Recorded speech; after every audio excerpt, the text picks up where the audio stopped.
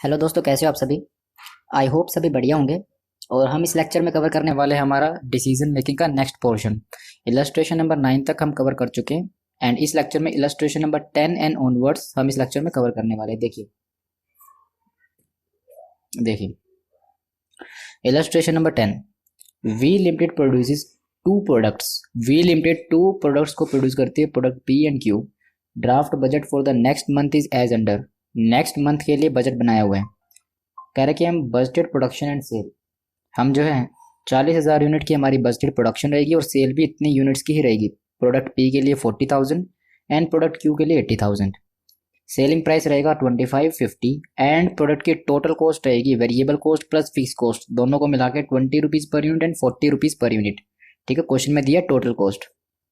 Machine hours per unit, एक unit को बनाने के लिए 2 घंटे और 1 घंटे इतना हमें चाहिए प्रोडक्ट पी एंड क्यू के लिए। मैक्सिमम सेल पोटेंशियल, मैक्सिमम कितनी सेल हो सकती है प्रोडक्ट पी की 60,000 की एंड प्रोडक्ट क्यू की 1 लाख यूनिट्स की मैक्सिमम सेल हो सकती है। मतलब इससे ज़्यादा हम सेल नहीं कर सकते, इतनी यूनिट्स हमारी सेल होगी। फिक्स्ड एक्सपेंसेस जो वो एस्टिमेटेड 9,60,000 रुपीज़ पर मंथ के। The company absorb sorry company absorb fixed overhead on the basis of machine hours. Company अपने फिक्स्ड ओवरहेड को एब्जॉर्ब करती है मशीन आवर्स के बेस पे। एब्जॉर्प्शन का मतलब आपने देखा ना, पहले आपने पढ़ा एब्जॉर्प्शन में हम क्या करते थे, एक रेट निकालते थे, रिकवरी रेट।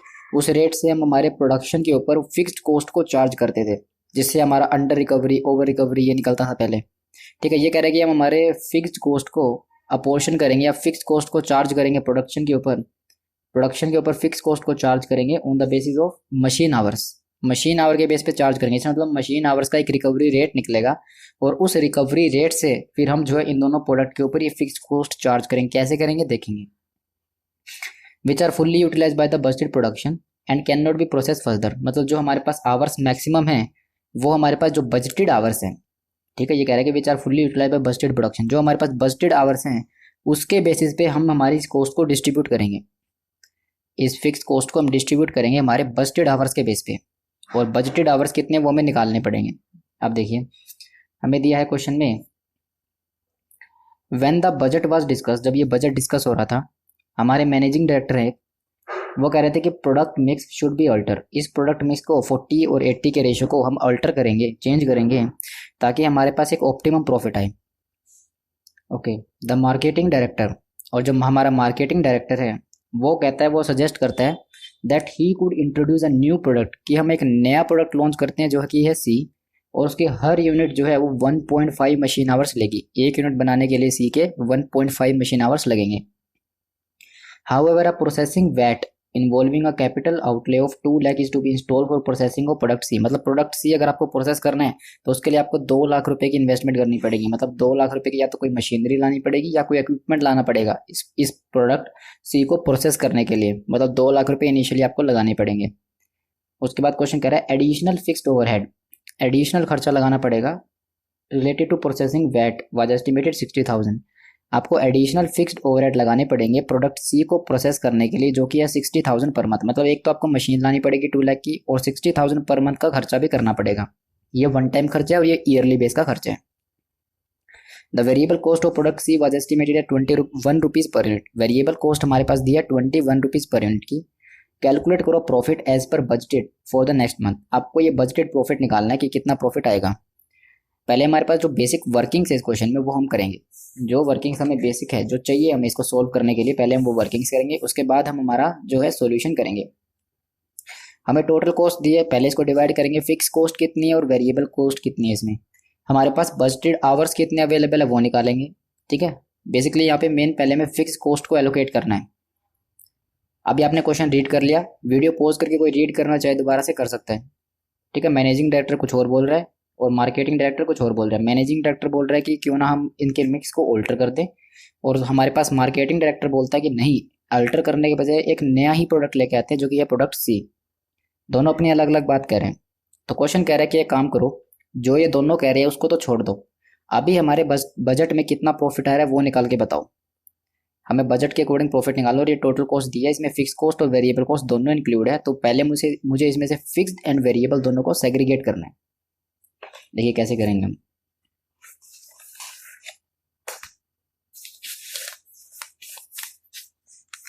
ये है हमारा illustration number 10।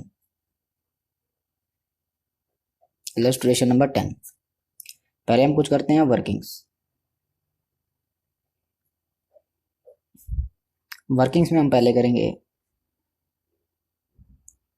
Calculation of budgeted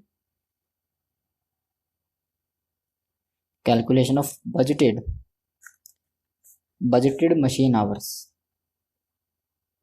पहले हम कैलकुलेट करेंगे budgeted machine hours.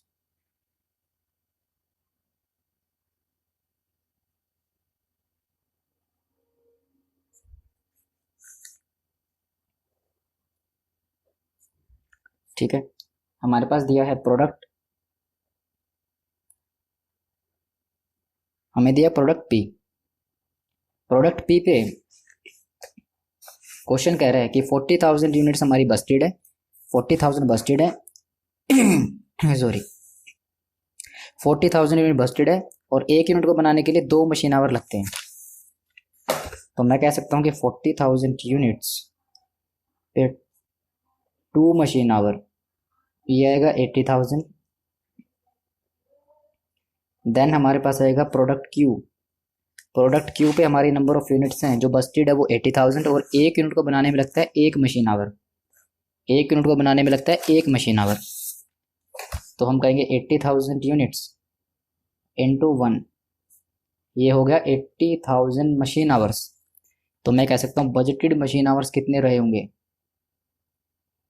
Budgeted machine hours ये आपके रहे होंगे 1,60,000 के बजटेड मशीन आवर्स। ठीक है, ये कैसे निकाला, बजटेड को बेस बना के हमने निकाला, क्योंकि हमें क्वेश्चन में दिया टोटल कॉस्ट, हमें उसे बाइफरकेट करना है, उसमें वेरिएबल कितना है और फिक्स कितना है। तो हमने देखा हमारे पास बजटेड मशीन आवर्स कितने हैं। अब हम करते हैं calculation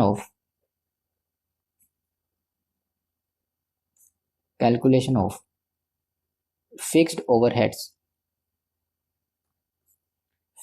overhead recovery rate.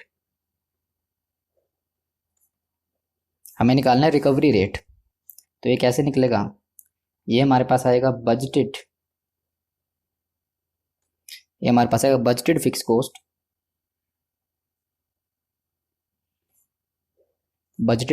Divide by budgeted machine hours.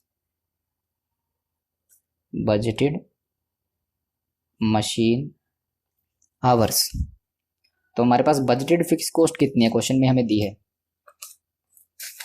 Question कह रहा है कि हमारी फिक्स्ड एक्सपेंसेस जो एस्टिमेटेड है वो 960 की है। तो हम इसे मेंशन करेंगे 960 डिवाइड बाय बजटेड आवर्स हैं 160। तो हमारे पास रिकवरी रेट कितना आया, 960 डिवाइड बाय 160। रिकवरी रेट आता है 6 rupees per hour, 6 rupees per hour. Now calculation of budgeted fixed overheads of each product. अब हमें निकालना है कि दोनों प्रोडक्ट्स में फिक्स्ड ओवरहेड कितनी है। बेसिकली हम एलोकेट करेंगे। अब जो हमारी कॉस्ट है 960 की, अब इन दोनों के बीच में एलोकेट कर देंगे बजटेड के बेस पे कि हमारा बजट कितना रहा होगा। हमारे पास आएगा प्रोडक्ट पी पे हमारे पास थी 80,000 आवर्स एंड 1 घंटे पे 6 रुपए का रिकवरी रेट। देन हमारे पास आएगा प्रोडक्ट क्यू पे भी हमारे पास 80,000 आवर्स थे, 80,000 hours and 6 rupees per hour का हमारे पास रिकवरी रेट आया था। अभी कितना आएगा हमारे पास, 80,000 इंटू 6, 4,80,000 एंड ये भी हमारे पास आ जाएगा 4,80,000। यहां तक किसी को डाउट नहीं होना चाहिए। देखिए पहले हमने निकाला कि हमें देखो क्वेश्चन में दी है हमें बिल्कुल आराम से करेंगे। क्वेश्चन में हमें दिया है कि टोटल कॉस्ट, सेलिंग प्राइस के बाद टोटल कॉस्ट, इसमें फिक्स कॉस्ट भी है और इसमें वेरिएबल कॉस्ट भी है। ठीक है, अब हमें जो कुछ भी डिसीजन लेना है, कंट्रीब्यूशन कैलकुलेट करना है, कहीं भी कुछ भी कैलकुलेट करना है, तो मुझे वेरिएबल कॉस्ट अलग चाहिए और फिक्स्ड कॉस्ट अलग चाहिए। तो मैं पहले इसमें से वेरिएबल और फिक्स को अलग कर रहा हूँ। क्वेश्चन ने कहा था कि जो फिक्स कॉस्ट है वो रिकवर होती है बजटेड आवर्स के बेस पे, बजटेड मशीन आवर्स के बेस पे हम रिकवर करते हैं। तो मेरे पास टोटल ये आवर्स, टोटल फिक्स कॉस्ट ये है जो कि बजटेड है, और इसमें अगर डिवाइड कर दूँ बजटेड आवर्स के बेस पे, तो बजटेड आवर्स कैसे निकलेंगे, 40,000 यूनिट इसकी बजट की थी हमने और 80,000 यूनिट्स इसकी बजट की थी, product P and product Q की, और एक यूनिट को बनाने में लगते हैं यहाँ पे 2 आवर्स और यहाँ पे 1 आवर्स। तो यहाँ से इनको मल्टीप्लाई करूँ, इसको यहाँ से और इसको यहाँ से, तो मेरे पास बजटेड आवर्स आ जाएंगे। और जब मैं बजटेड आवर्स को इस कोस्ट से डिवाइड करूँगा 960 से, तो मेरे पास आएगा बजटेड रिकवरी रेट पर मशीन आवर, रिकवरी रेट आएगा। और जब मैं उस रिकवरी रेट को बजटेड मशीन आवर्स पे लगाऊंगा, बजटेड मशीन आवर्स पे उस रिकवरी रेट को लगाऊंगा, तो मेरे को इन दोनों की अलग अलग फिक्स कॉस्ट मिल जाएगी। वही हमने किया है, दोनों की सेपरेट फिक्स कॉस्ट मैंने निकाल दी। ठीक है, पहले हमने निकाला आवर्स कितने, रिकवरी रेट के बाद उस आवर्स को मल्टीप्लाई कर दिया रिकवरी रेट से, इन्हीं आवर्स को मल्टीप्लाई कर दिया रिकवरी रेट से, कॉस्ट दोनों की अलग अलग आ चुकी है fix cost. Number 4, calculation of variable cost per unit. अब हम कैलकुलेट करेंगे कि वेरिएबल कॉस्ट कितनी है हमारी प्रोडक्ट की। देखिए पर्टिकुलर्स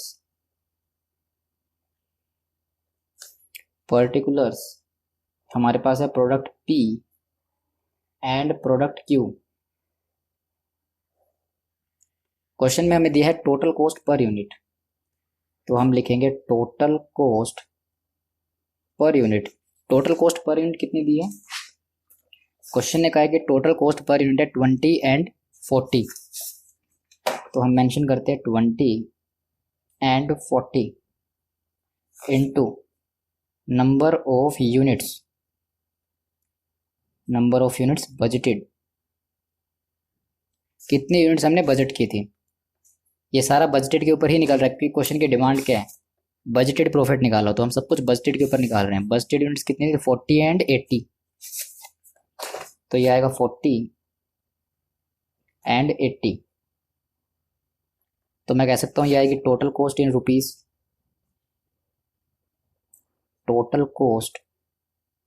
रुपीस, कितनी आएगी, इसको मल्टीप्लाई करते हैं 40,000 इंटू 20, 40,000 इंटू 20, ये आएगी 8 लाख की कॉस्ट। देन 80,000 इंटू 40, वैल्यू आएगी 32 लाख।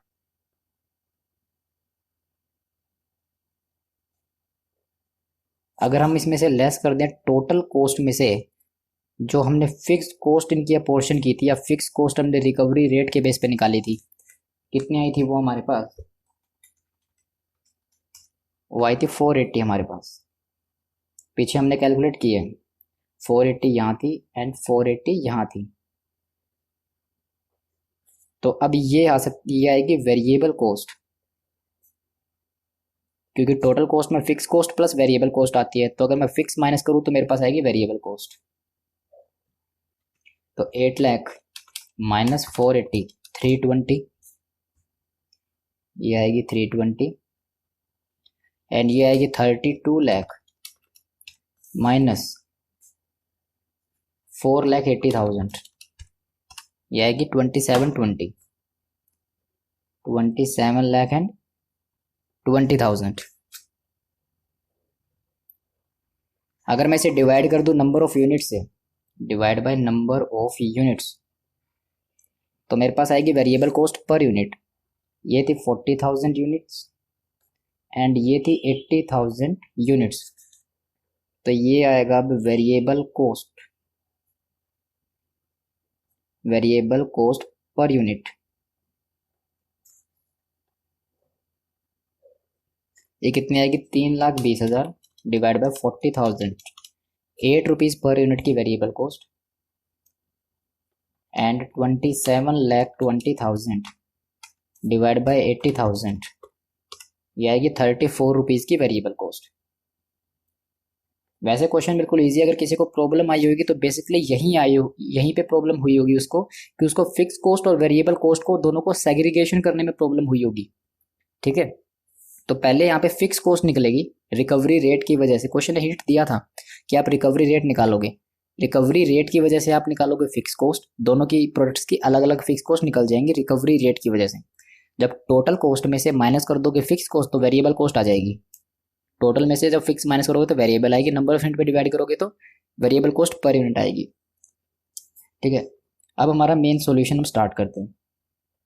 अभी तक जितनी भी की हमने वर्किंग की, कॉस्ट को हमने बाइफरकेट किया fix cost and variable cost में। अब हम सॉल्यूशन करते हैं point number 1, calculation of budgeted profit.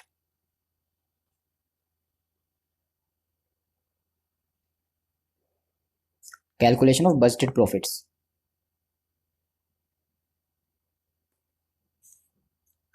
ये हमारे पास आएगा particulars product P, product Q and total.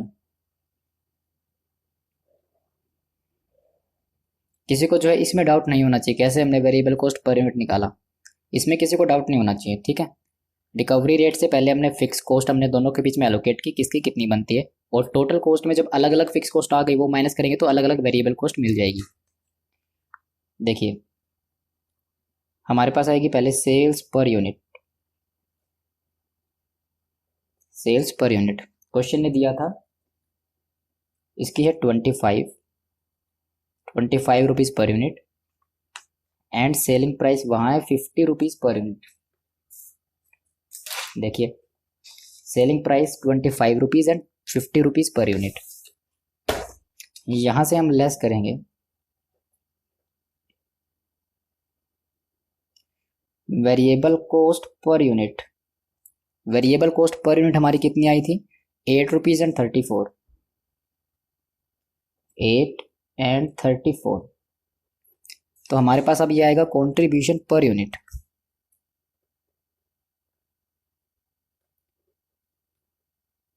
Contribution per unit कितना हो जाएगा ये आपका 25 माइनस 8 17, 50 माइनस 34 वैल्यू आएगी 16। अगर मैं इसको मल्टीप्लाई कर दूं नंबर ऑफ यूनिट्स बजटेड से, कितनी यूनिट्स हमने बजटेड की थी, यहाँ थी 40,000 यूनिट्स एंड यहाँ थी 80,000 यूनिट्स। ये हमारे पास आएगा कंट्रीब्यूशन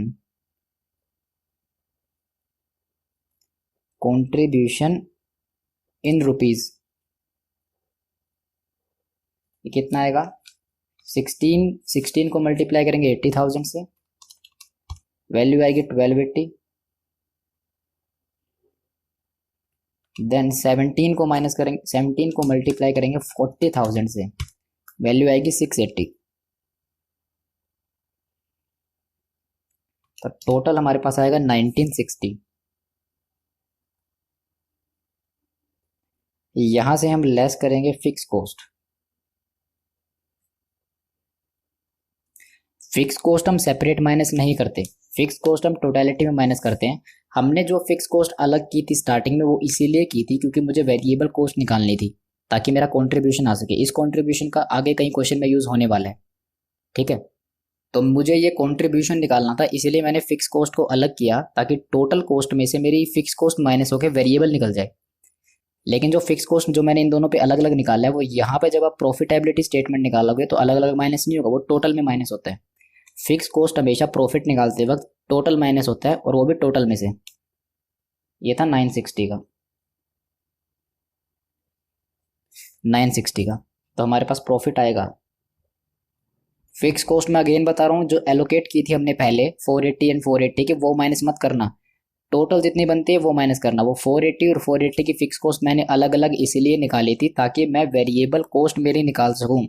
टोटल कॉस्ट को मैं बाइफरकेट कर सकूं, इसमें फिक्स कितनी है और वेरिएबल कितनी है, इसलिए मैंने फिक्स कॉस्ट अलग अलग निकाली थी दोनों की। जब हम स्टेटमेंट बनाते हैं प्रॉफिटेबिलिटी की, वहाँ पे हम फिक्स कॉस्ट को अलग अलग माइनस नहीं करते, हम जो है कंबाइंड एग्रीगेट जितनी टोटल है वो माइनस करते हैं। तो प्रॉफिट आएगा आपका 10 lakhs, प्रॉफिट आएगा 10 lakhs।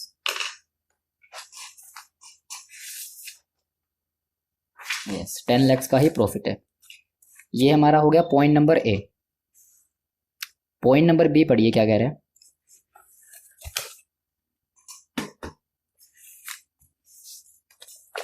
देखिए अब पॉइंट नंबर बी पढ़िए, revise the product mix. Okay, product mix जो है ये, इसको रिवाइज करो based on data given P and Q to yield optimum profit. Question कह रहा है कि पी एंड क्यू का प्रोडक्ट मिक्स बनाओ और ऐसा बनाओ कि ऑप्टिमम प्रॉफिट आए। हमें क्या करना है, प्रोडक्ट मिक्स चाहिए ताकि ऑप्टिमम प्रॉफिट आए। प्रोडक्ट मिक्स चाहिए ताकि ऑप्टिमम प्रॉफिट आए। और ऑप्टिमम प्रॉफिट लाने के लिए आप क्या करते थे, हमारे पास लिमिटेड क्या है, हमारे पास लिमिटेड क्या है। अगर ऑप्टिमम प्रॉफिट चाहिए तो कुछ ना कुछ लिमिटेड होगा तभी ऑप्टिमम प्रॉफिट आएगा। देखो हमारे पास जो प्रेजेंट प्रॉफिट आ रहा है, जो प्रेजेंट प्रॉफिट 10 lakhs का हमने निकाला, अगर तो हम कह सकते थे कि भाई मैक्सिमम हमारे जितने भी मशीन आवर्स वगैरह जितना भी कुछ भी लिमिटेड नहीं है, और हम बना ही 10 लाख सकते हैं, सॉरी प्रॉफिट ही 10 लाख का आ सकता है, इससे ज़्यादा तो यूनिट बना ही नहीं सकते, 40 और 50 से ज़्यादा तो बना ही नहीं सकते। तो मैं कहता जो मेरा 10 लाख का जो प्रॉफिट है वही ऑप्टिमम है। क्योंकि क्वेश्चन में अगर मेरे को, अगर मान के चलो मेरे को 40 और 80 मैंने बजट किया और 40 और 80 की ही डिमांड आई, इतने ही मेरे को सेल करने हैं, तो मैं कहूँगा मेरा 10 लाख का प्रॉफिट है, इतनी यूनिट सेल होने वाली है, तो मैं कह सकता हूँ मेरा ऑप्टिमम प्रॉफिट 10 लाख ही है। लेकिन एक्चुअल में हो क्या रहा है, 40,000 यूनिट मैंने बजट किए मैंने 40,000 के, पर सेल्स करने की पोटेंशियल, हमें सेल्स करने की पोटेंशियल है 60,000 यूनिट्स तक। और यहाँ पे 80,000 यूनिट्स की हमारे पास बजट है, पर हम सेल कर सकते हैं 1 लाख यूनिट्स की। तो मैं कह सकता हूँ मेरे पास मशीन आवर्स लिमिटेड है। मशीन आवर्स क्वेश्चन में खुद दिया है, जितने बजटेड प्रोडक्शन पे हमारे मशीन आवर्स आएंगे, इन 40 और 80 पे जितने मशीन आवर्स आएंगे, हमारे पास सिर्फ वही earn can not be further increase. और इन मशीन आवर्स को हम इंक्रीज नहीं कर सकते, मशीन आवर्स को हम इंक्रीज नहीं कर सकते। तो इसका मतलब मशीन आवर्स मेरे लिमिटिंग फैक्टर है।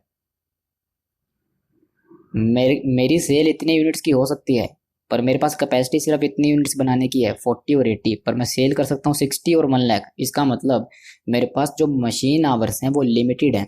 अगर मेरे पास मशीन आवर्स लिमिटेड है तो मैं कॉन्ट्रीब्यूशन पर मशीन आवर निकालूंगा और फिर देखूंगा कौन सा प्रोडक्ट मुझे पहले प्रायोरिटी वाइज बनाना चाहिए। ठीक है, क्वेश्चन में ऑप्टिमम प्रॉफिट इसीलिए पूछा गया, कुछ ना कुछ लिमिटेड होगा।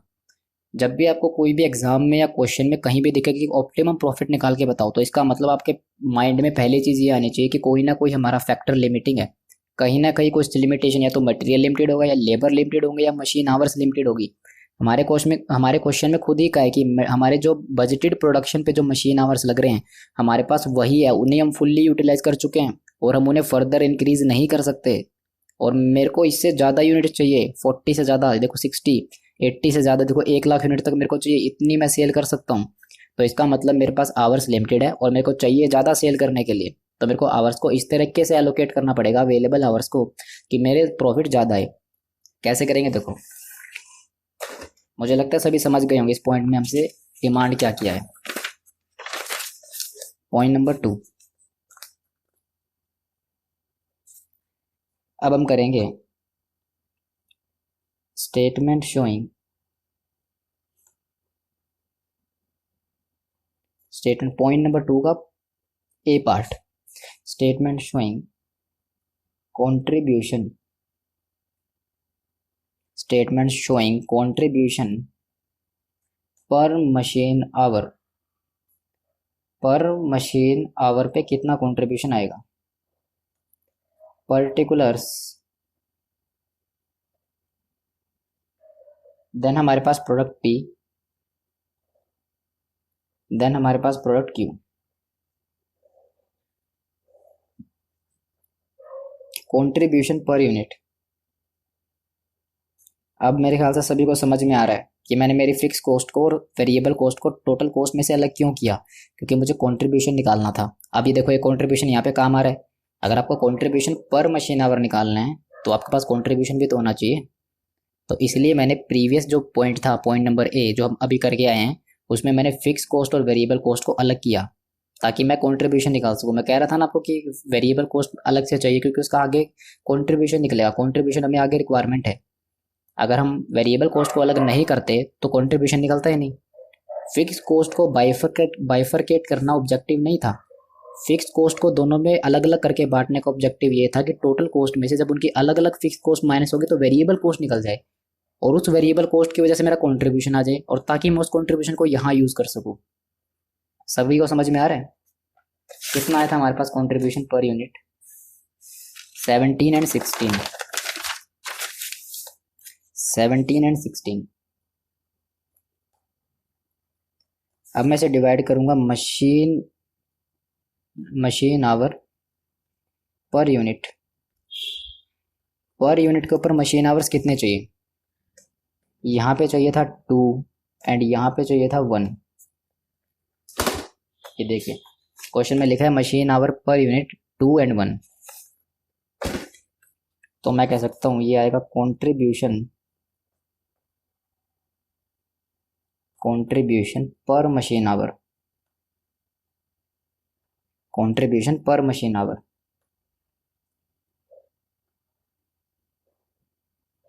ये तो आएगा आपके पास 16। 16 डिवाइड बाय 1 करेंगे तो 16, एंड इधर हम करते हैं 17 डिवाइड बाय 2 तो वैल्यू आएगी 8.5। 8.5। तो मुझे इसे करना है रैंकिंग। पहले प्रोडक्ट क्यू बनाऊंगा, फिर प्रोडक्ट पी के ऊपर फोकस करेंगे। ठीक है, अब देखिए B, allocation of available machine hours.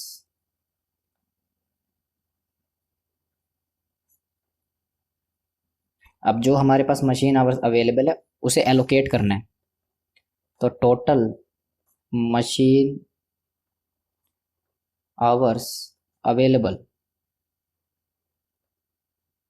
हमने क्वेश्चन के स्टार्टिंग में निकाला था, कितने मशीन आवर्स अवेलेबल हैं। ये देखो total machine our 160 available. Question ने खुद का है जितने बजटेड आवर्स है वही अवेलेबल है और पूरे यूटिलाइज कर रहे हैं हम, तो मतलब 160 मैक्सिमम अवेलेबल है। ये हमारे पास आएंगे 160 मशीन आवर्स। यहां से हम लेस करेंगे आवर्स एलोकेटेड टू। बताओ किसको एलोकेट करेंगे? प्रायोरिटी हमने प्रोडक्ट क्यू को फर्स्ट दिया तो एलोकेट करेंगे क्यू को। कितनी? देखो हम क्यू की बजटेड यूनिट है 80,000, पर हम जो है क्यू को सेल कर सकते हैं 1 लाख यूनिट तक। तो हम जितने यूनिट सेल कर सकते हैं उतनी यूनिट बनाएंगे क्योंकि क्यू को बनाने में पी से ज़्यादा फायदा है। ये देखो ये हमने रैंकिंग दी है कि क्यू को बनाने में ज़्यादा फायदा है, इसका कॉन्ट्रीब्यूशन पर मशीन आवर ज़्यादा है। और अब जब हम आवर्स को एलोकेट करेंगे तो देखेंगे एक्चुअली कितनी सेल होने वाली है, उसके बेस पे हम इसे एलोकेट करेंगे। तो यहाँ पे 1 लाख यूनिट्स की, तो आवर्स एलोकेट करेंगे क्यू को 1 लाख यूनिट्स के ऊपर। इतने यूनिट हम बेच देंगे क्यू की, और एक यूनिट को बनाने में हमारे पास लगता है 1 आवर। तो मैं कह सकता हूँ कि 1 लाख आवर्स हमने क्यू के लिए रिजर्व कर दिए। एंड जो बैलेंस आवर्स है, बैलेंस आवर्स वो हम एलोट कर देंगे पी को। कितने बैलेंस आवर्स हैं हमारे पास? 60,000 आवर्स, जो कि हम पी को अलॉट कर देंगे। अब देखिए calculation of number of units जिसे हम बोलेंगे ऑप्टिमम मिक्स, कि हमारा ऑप्टिमम मिक्स क्या होना चाहिए। जो हमने ये आवर्स एलोकेट किए इसकी बेस पे कितनी यूनिट्स होनी चाहिए? तो पर्टिकुलर्स हमारे पास है product P and product Q. तो हमारे पास आएगा, पहले हम देखते हैं आवर्स अलॉटेड। कितने आवर्स हमने दिए? इसको दिए 160 आवर्स एंड 1 लाख। इसको हमने अलॉट किए 1 लाख आवर्स। ये रे, इसको हमने प्रोडक्ट पी पे 60 एंड प्रोडक्ट क्यू पे 1 लाख है। प्रोडक्ट क्यू पे 1 लाख एंड प्रोडक्ट पी पे 60,000 आवर्स। पी पे हमने दिए 60 और क्यू पे दिए हैं 1,00,000 hours, divide by hours per unit. एक यूनिट को बनाने में कितने घंटे लगते हैं?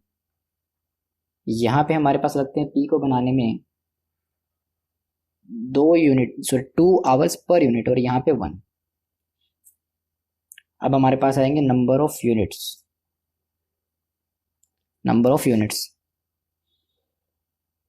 ये आ जाएगी 30,000 यूनिट्स एंड ये आएगी 1,00,000 यूनिट्स। ये है हमारा ऑप्टिमम मिक्स। इसकी इतनी यूनिट्स बनाएंगे, इसकी इतनी यूनिट्स बनाएंगे। अब इसने कहा था कि प्रॉफिट भी निकाल के बताओ, तो हम निकालेंगे इसका profit. D, statement of profit.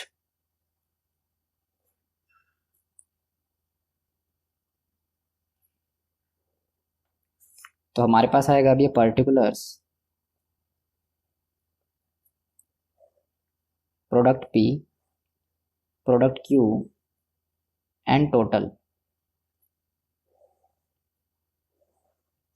तो हम यहां लिखते हैं कंट्रीब्यूशन पर यूनिट।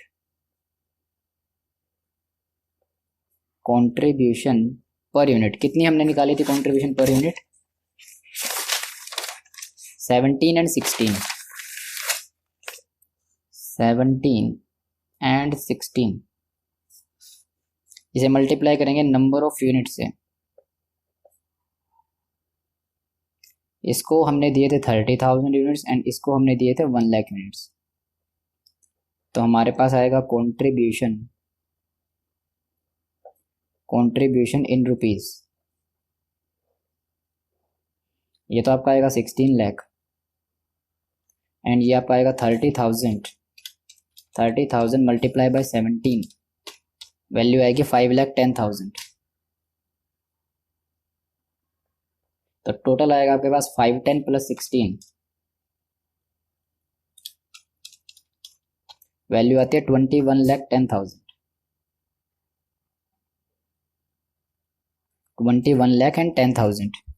यहां से हम डिडक्ट करेंगे हमारी फिक्स कॉस्ट। फिक्स कॉस्ट हमारी अभी भी 960 ही रहेगी। देखो क्वेश्चन ने कहा था कि अगर हम प्रोडक्ट सी को लेके आए तो फिक्स कॉस्ट 60,000 रुपीज से बढ़ जाएगी, पर अभी तो हम सी की बात ही नहीं कर रहे, अभी तो हम पी और क्यू की ही बात कर रहे हैं। तो हमारी जो फिक्स कॉस्ट है वो 960 ही रहेगी। अभी ये आएगी 960। तो प्रॉफिट कितना आएगा अब?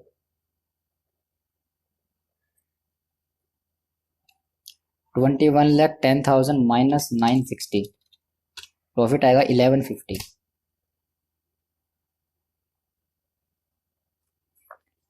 प्रॉफिट आया 1150। देखते हैं, चेक करते हैं सही है या नहीं। यस, प्रॉफिट आया 1150 का। तो अगर हम हमारे बजट के अकॉर्डिंग चले तो प्रॉफिट आता है 10 लाख का। और अगर हम हमारे मैनेजिंग डायरेक्टर की बात माने तो हमारे पास प्रॉफिट होता है 1150 का। अब हमारे पास हमारे पास कौन थे? Marketing director. मैनेजिंग डायरेक्टर और ये मार्केटिंग डायरेक्टर दोनों ने अलग अलग बात कही थी। तो मेरे मार्केटिंग डायरेक्टर अब क्या कह रहे हैं उसके ऊपर देखते हैं, शायद पॉइंट नंबर सी इसी के ऊपर होगा, पॉइंट नंबर 3।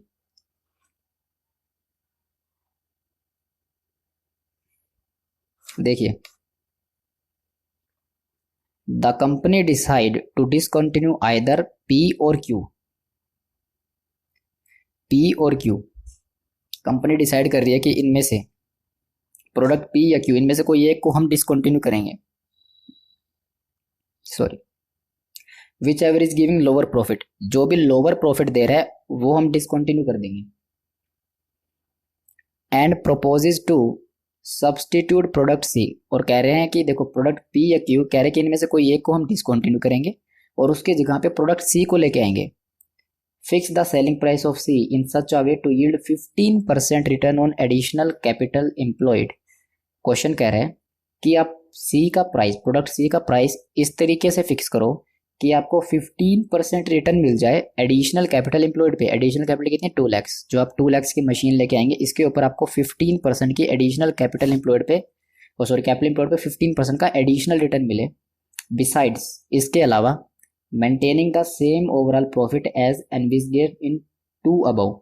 मतलब इस पॉइंट नंबर 2 में जो हमारा ऑप्टिमम प्रॉफिट आया है, क्वेश्चन कह रहा है कि जो ऑप्टिमम प्रॉफिट है वो तो मेंटेन करो, जो ऑप्टिमम प्रॉफिट है उसको तो आप मेंटेन करके चलो, जो ऑप्टिमम प्रॉफिट है उसको तो आप मेंटेन करके चलो, प्लस ऑप्टिमम प्रॉफिट को तो मेंटेन करके चलो, प्लस जो आप ये 2 लाख रुपीज एडिशनल लगा रहे हो इसके ऊपर 15% का रिटर्न और चाहिए। तो बताओ सेलिंग प्राइस कितना होना चाहिए सी का। तो पहले तो हमें ये डिसाइड करना है प्रोडक्ट पी या क्यू इनमें से कौन सा हमें डिसकंटिन्यू करना है। और क्वेश्चन कह रहा है जो लोअर प्रॉफिट दे रहा है, देखो कौन सा लोअर प्रॉफिट दे रहा है, और इसे हम देखेंगे बजटेड के अकॉर्डिंग। ये देखो जब हमने बजटेड प्रॉफिट निकाला था यहाँ पे 680 का कंट्रीब्यूशन, यहाँ पे 1280 का कंट्रीब्यूशन। बताओ इनमें से कौन सा ऐसा प्रोडक्ट है जो कि लेस रिटर्न दे, लोअर प्रॉफिटेबल। प्रॉफिटेबल कौन सा इसमें से जो सबसे कम प्रॉफिटेबल है, बताओ कौन सा प्रोडक्ट है, कौन सा ऐसा प्रोडक्ट है जो कम प्रॉफिटेबल है। जस्ट वेट अ सेकेंड, आप देखिए कंट्रीब्यूशन को देखिए, जो हमारा कंट्रीब्यूशन है कंट्रीब्यूशन को देखिए। देखिए अब हमें क्या करना है, दोनों के कंट्रीब्यूशंस को देखिए। देखिए किसका कंट्रीब्यूशन ज़्यादा है, प्रोडक्ट क्यू का कंट्रीब्यूशन ज़्यादा है, इसका मतलब प्रोडक्ट क्यू प्रॉफिटेबल है, और प्रोडक्ट पी का कंट्रीब्यूशन कम है। देखो दोनों के कंट्रीब्यूशन को कंपेयर करो, दोनों की फिक्स कॉस्ट सेम है। हमने टोटल में इधर लिया, पर हमने जब एलोकेट की थी तो फिक्स कॉस्ट दोनों में सेम आई थी।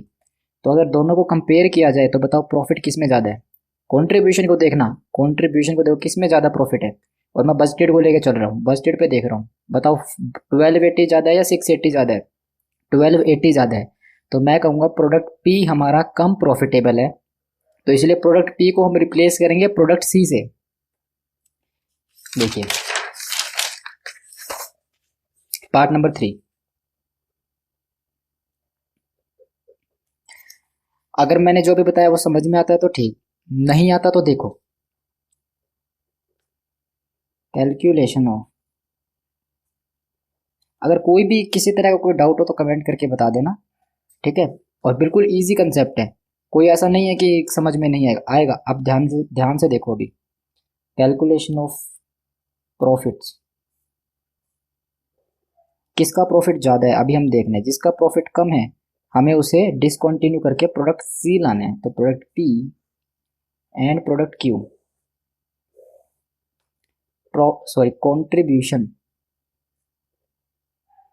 Contribution budgeted. बताओ बजटेड कंट्रीब्यूशन कितना आया था हमारे पास, हमारे पास बजटेड कंट्रीब्यूशन था 680 एंड 1280।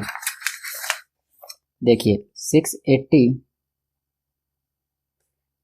एंड 1280 ये हमारे पास बजटेड कंट्रीब्यूशन था। अब इसमें से हम लेस करेंगे फिक्स कॉस्ट, हम इसमें से रिड्यूस करेंगे फिक्स कॉस्ट। तो हमारे पास फिक्स कॉस्ट कितनी है, टोटल 960 है। फिक्स कॉस्ट टोटल 960 है, पर हमने दोनों को अलग अलग एलोकेट किया था, ठीक है। जब हम प्रॉफिटेबिलिटी स्टेटमेंट निकालते हैं, जब हम टोटल प्रॉफिट कैलकुलेट करते हैं कि दोनों का मिला के कितना होगा, तो मैं टोटल फिक्स कॉस्ट माइनस करता हूँ। अभी मैं मिला के नहीं, क्वेश्चन खुद कह रहा है कि बताओ इन दोनों में से प्रॉफिटेबल कौन है, तो इसका मतलब मेरे को दोनों के लिए अलग अलग निकालना है। अगर दोनों के लिए सेपरेट निकालना है तो फिक्स कॉस्ट जो सेपरेट निकाली थी वो माइनस करेंगे। कितनी निकाली थी हमने, क्वेश्चन में देखो 960 था और हमने दोनों में इक्वल डिवाइड हुई थी वो 480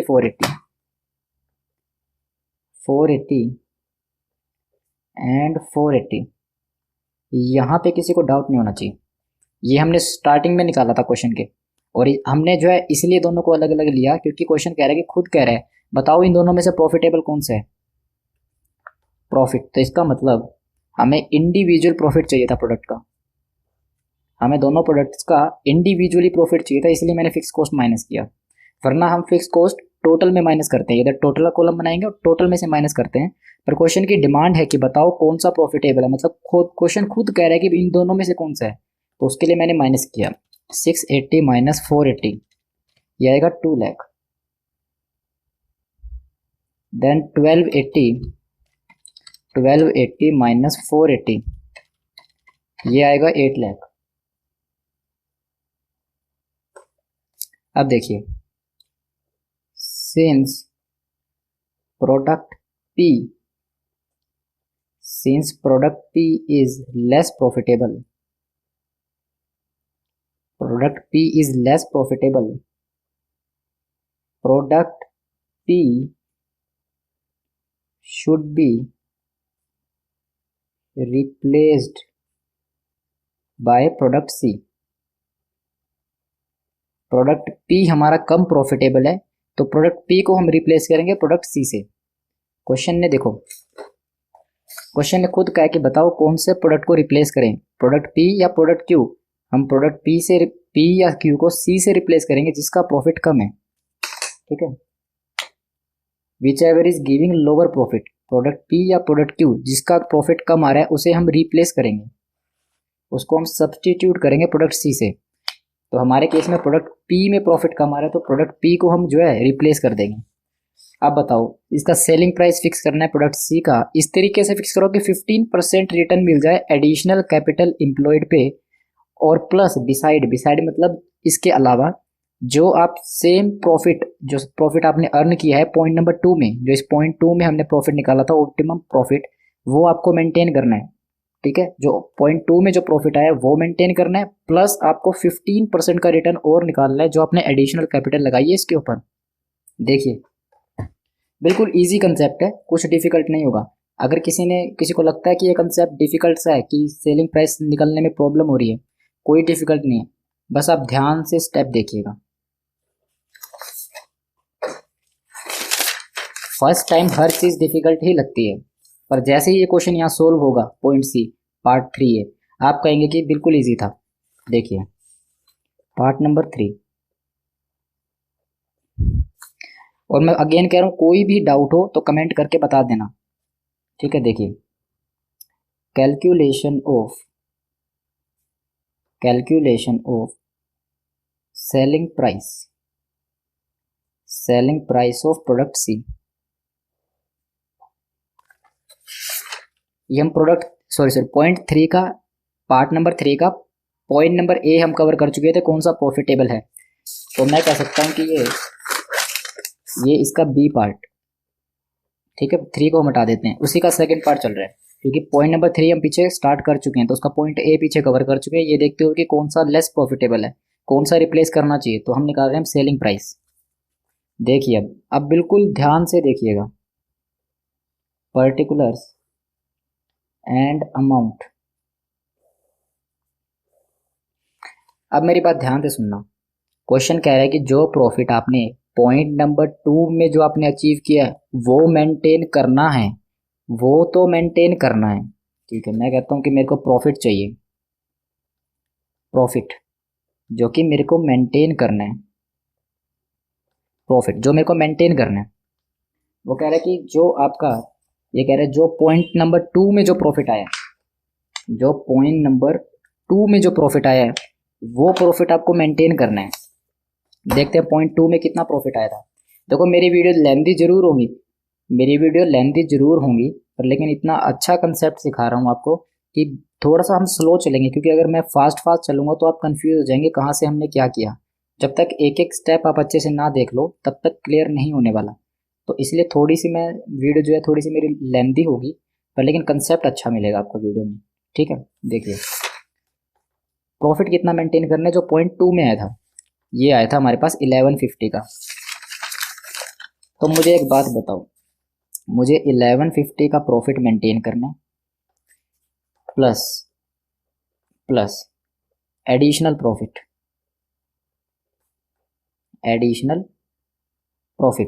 क्वेश्चन कह रहा था कि 1150 का तो मेंटेन करना है, प्लस आपको 15% रिटर्न और चाहिए एडिशनल कैपिटल एम्प्लॉयड पे, और एडिशनल कैपिटल एम्प्लॉयड है 2 लाख। ये है आपकी एडिशनल कैपिटल एम्प्लॉयड कि प्रोडक्ट C को बनाने के लिए 2 लाख की मशीन लानी पड़ेगी, तो मतलब 2 लाख एडिशनल इन्वेस्टमेंट करनी पड़ेगी। अगर 2 लाख की इन्वेस्टमेंट करेंगे तो उस पर 15% का रिटर्न और चाहिए। तो कैसे आएगा देखो, 2 लाख की इन्वेस्टमेंट और उस पर 15% का रिटर्न एडिशनल चाहिए, तो मैं कह सकता हूँ कि मुझे 30,000 का प्रॉफिट और चाहिए। देन ये हमारा हो गया total profit required. Total profit required इतना मुझे प्रॉफिट चाहिए, ये आएगा 11,80,000। मुझे इतना प्रॉफिट चाहिए। ऐड फिक्स्ड कॉस्ट, इतनी मुझे फिक्स कॉस्ट मेंटेन करनी है। अभी समझ में आएगा फिक्स कॉस्ट ऐड क्यों की। प्रॉफिट तक तो सभी समझ गए कि इतना प्रॉफिट मुझे मेंटेन करना है, ये पहले वाला, और ये एडिशनल के ऊपर 15% इतना मुझे मेंटेन करना है। फिक्स कॉस्ट क्यों ऐड की, अभी देखो 960 की मुझे बस टिकट दी थी, अभी समझ में आएगा, 1 मिनट देखते जाओ बस। ऐड करेंगे additional fix cost, additional fixed cost. Question में दी थी 960 की टोटल फिक्स कॉस्ट, 960 की टोटल फिक्स कॉस्ट जो पर मंथ लगेगी। अगर हम प्रोडक्ट सी बनाएंगे, प्रोडक्ट सी बनाएंगे तो ये देखो यहाँ लिखा था 60,000 पर मंथ के हिसाब से हमारी फिक्स कॉस्ट जो है बढ़ जाएंगी 60,000 पर मंथ से। तो एडिशनल फिक्स कॉस्ट लगने वाली है अब 60,000 पर मंथ। अब मेरे को एक बात बताओ, ये मैं कहाँ पहुंच जाऊंगा, कॉन्ट्रीब्यूशन पे। समझ में आता है? जब मैं क्या करता हूँ, जब मैं कॉन्ट्रीब्यूशन माइनस फिक्स कॉस्ट करता हूँ तो प्रॉफिट पे पहुंच जाऊंगा। जब मैं प्रॉफिट प्लस फिक्स कॉस्ट करूंगा तो कॉन्ट्रीब्यूशन आएगा। अब देखो कॉन्ट्रीब्यूशन कितना आएगा, 11,80,000 प्लस 960 प्लस 60,000, कॉन्ट्रीब्यूशन आएगा 22 लैक्स। इतना मुझे कॉन्ट्रीब्यूशन चाहिए, कॉन्ट्रीब्यूशन रिक्वायर्ड। मैं इसे बोलता हूँ टोटल। टोटल मुझे इतना कॉन्ट्रीब्यूशन चाहिए। लेस करेंगे contribution, contribution from product Q. Product Q से कितना कॉन्ट्रीब्यूशन आ रहा है, तो प्रोडक्ट क्यू की कितनी यूनिट्स थी, प्रोडक्ट क्यू की हमने 1 लाख यूनिट्स बनानी थी, क्योंकि कहा कि जो .2 है, .2 में जो प्रॉफिट आप अर्न करोगे वो मेंटेन करना है। तो .2 का ये प्रॉफिट है, और .2 में हम 1 लाख यूनिट बना रहे थे प्रोडक्ट क्यू की। हमने याद है ना ऑप्टिमम मिक्स निकाला था, तो 1 लाख यूनिट बना रहे थे। 1 लाख यूनिट पे कितना कॉन्ट्रीब्यूशन था पर यूनिट पे, कॉन्ट्रीब्यूशन पर यूनिट हमारे पास था 16 रुपीज़ का प्रोडक्ट क्यू में। 16 रुपीज़ पर यूनिट का, तो ये आएगा 16 रुपीज़ पर यूनिट, ये आएगा 16 लाख। तो मैं कह सकता हूँ कॉन्ट्रीब्यूशन, बिल्कुल हम स्टेप बाय स्टेप चल रहे हैं। Contribution required, contribution required from product, product C. अब हमें प्रोडक्ट सी से इतना कॉन्ट्रीब्यूशन चाहिए, 22 लाख माइनस 16 लाख, ये आएगा 6 लाख, ये आएगा 6 लाख। अब मैं इसे यहीं पे छोड़ रहा हूँ, मेरी बात सुनेंगे, यहीं पे छोड़ रहा हूँ। अभी मुझे इसमें और भी काम करना है, पर पहले एक पॉइंट मैं एडिशनल कैलकुलेट करूँगा। देखो कैसे, क्यों, ये तो सभी को समझ में आता है। इतना मुझे प्रॉफिट मेंटेन करना है पुराने वाला, इतना मुझे एडिशनल चाहिए, टोटल प्रॉफिट इतना चाहिए, प्लस मुझे इतनी मेरी फिक्स कॉस्ट रिकवर करनी है पुराने वाली, और एडिशनल फिक्स कॉस्ट इतनी लगने वाली है। तो इसमें मैं ऐड कर दूंगा तो मैं पहुंच जाऊंगा कॉन्ट्रीब्यूशन पे, क्योंकि फॉर्मूला होता है contribution minus fix cost is equal to profit. तो अगर मैं प्रॉफिट में फिक्स कॉस्ट जोड़ दूँ तो पहुंच जाऊंगा कॉन्ट्रीब्यूशन पे। कॉन्ट्रीब्यूशन में से मैं देखता हूँ कि प्रोडक्ट क्यू से कितना मुझे कॉन्ट्रीब्यूशन मिल जाएगा। प्रोडक्ट टोटल मुझे चाहिए, टोटल प्रोडक्ट सी और प्रोडक्ट क्यू दोनों का मिला के मुझे इतना चाहिए। प्रोडक्ट क्यू से इतना रिकवर हो जाएगा, तो प्रोडक्ट सी से हमें कितना चाहिए, इतना। अब देखिए उसी का point number C, calculation of, calculation of number of units, number of units of C. C की कितनी यूनिट्स आएंगी, देखो आवर्स अलॉटेड टू पी, हमने पी को रिप्लेस करके सी लाया, तो पी को हमने कितने आवर्स दिए थे, पहले हमने कितने आवर्स एलोकेट किए थे, देखो पीछे निकाला था हमने,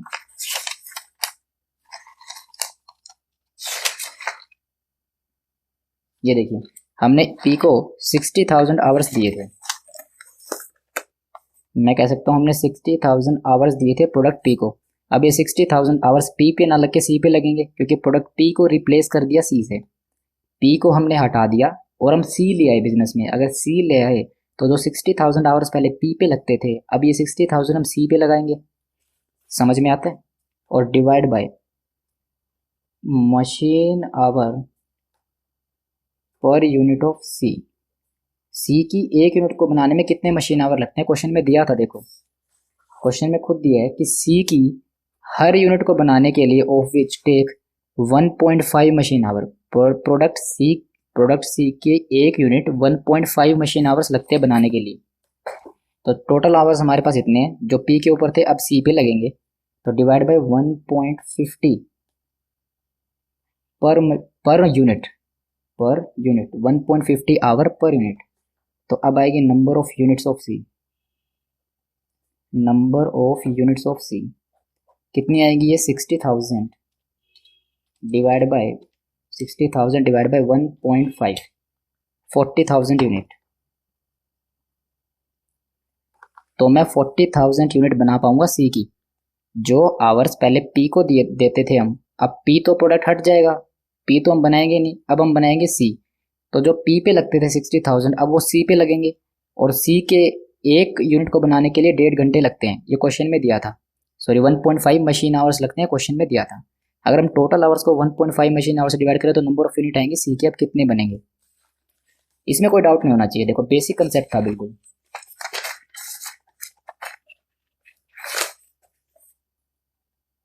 देखिए कंट्रीब्यूशन चाहिए हमें प्रोडक्ट सी से 6 लाख का, divide by number of units. कितने यूनिट्स के ऊपर हमें ये कंट्रीब्यूशन चाहिए, ये चाहिए हमें प्रोडक्ट सी के 40,000 यूनिट्स पे। तो मैं कह सकता हूं कि कंट्रीब्यूशन रिक्वायर्ड पर यूनिट का कंट्रीब्यूशन कितना आएगा, 6 लाख डिवाइड बाय 40,000, ये आएगा 15 रुपीज। अब आपको फॉर्मूला याद है, कंट्रीब्यूशन के अंदर मैं वेरिएबल कॉस्ट जोड़ दूं तो मेरे पास सेल्स आ जाएगी। Sales minus variable cost is equal to contribution. अगर मैं कंट्रीब्यूशन में वेरिएबल कॉस्ट जोड़ दूं तो मेरे पास आएगी sales. Add variable cost, add करेंगे variable cost per unit. Question में दिया हुआ हमें कितनी वेरिएबल कॉस्ट है, देखो क्वेश्चन में दिया कि प्रोडक्ट सी की variable cost 21 rupees per unit है। ये रहा variable cost of product C 21 rupees per unit, तो ये आएगा 21 रुपीज पर यूनिट। अब इससे अच्छे कंसेप्ट आपको मेरे ख्याल से तो इतने टाइम में कोई नहीं सिखा पाएगा। मैं पहले ही बता रहा हूँ, थोड़ा सा लेंथी जरूर है मेरी वीडियोस पर, लेकिन कंसेप्ट काफ़ी अच्छे से मैंने कवर किए हैं। ठीक है, कोई रटाफिकेशन नहीं, कुछ नहीं, सिर्फ प्योर कंसेप्ट हमने कवर किए हैं। अब देखिए बिल्कुल हम स्टेप बाय स्टेप चल रहे हैं। अगर कोई इन स्टेप्स को फॉलो करते हुए चलेगा तो आराम से क्वेश्चन हो जाएगा ये। अब मैं कह सकता हूँ selling price per unit of C. अब देखते हैं इसका कितना सेलिंग प्राइस आएगा, 15 + 21, सेलिंग प्राइस आएगा 36। ये हमें निकालना था।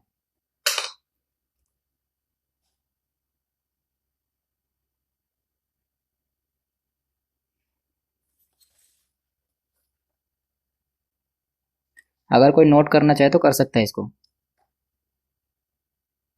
और बाद में अपने बुक से इलस्ट्रेशन नंबर, ये कौन सा था हमारा, इलस्ट्रेशन नंबर 10, इसको सोल्व करने की कोशिश करना। मेरे ख्याल से सारे कंसेप्ट कवर हो चुके हैं, जितने भी इस इलस्ट्रेशन में कंसेप्ट है सारे कवर हो चुके हैं। इसको सोल्व करके जरूर देखना। चलो इसमें कोई डाउट नहीं होना चाहिए। कोई भी डाउट है तो कमेंट कर सकते हो, या फिर ऊपर मेरा मेल मेंशन है, आप मेरे को मेल कर सकते हो। ठीक है, चलो हम हमारे नेक्स्ट इलस्ट्रेशन की तरफ मूव ऑन करेंगे।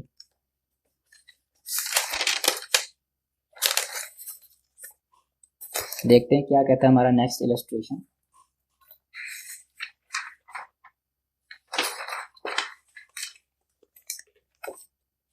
इलस्ट्रेशन नंबर 11, मेक और बाय डिसीजंस के ऊपर ये क्वेश्चन है।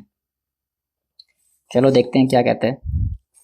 जो क्वेश्चन जितना बड़ा दिखता है उसका आंसर क्या पता उतना छोटा हो, कुछ नहीं कह सकते हम। देखिए पुराने वाले का आंसर आया था 36 rupees per unit selling price. House hold equipment limited is producing kitchen equipment, ठीक है, house hold equipment limited produce कर रहे हैं किचन इक्विपमेंट्स को फ्रॉम 5 कंपोनेंट्स, ठीक है, किचन इक्विपमेंट हमारा फाइनल प्रोडक्ट है, उसको बनाने के लिए 5 कंपोनेंट्स लगते हैं, 3 of which are made using general purpose machine, 3 component हम बना देते हैं जनरल पर्पज मशीन को यूज करते हुए, and 2 by manual labours, okay, 3 मतलब हमें चाहिए, देखो हमें हमारा फाइनल प्रोडक्ट बनाने के लिए चाहिए 5 कंपोनेंट्स, उसमें से 3 कंपोनेंट्स तो हम बनाएंगे मशीन से और 2 कंपोनेंट्स बनाएंगे हमारे लेबर, ठीक है। द डाटा फॉर द, मैं इसको मेंशन कर लेता हूँ इधर, क्या पता कहीं इसकी इन्फॉर्मेशन की हमें रिक्वायरमेंट पड़ जाए। 5 कंपोनेंट्स, इसमें से 3 तो बनेंगे मशीन से एंड 2 कंपोनेंट्स बनेंगे लेबर से।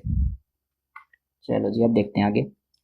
The data for the manufacture of equipment is as follow, data हमें दिया है मैन्युफैक्चरिंग के लिए, component A B C D E, ये वो कंपोनेंट्स है जिनसे मिलके हमारा फिनिश गुड्स बनता है।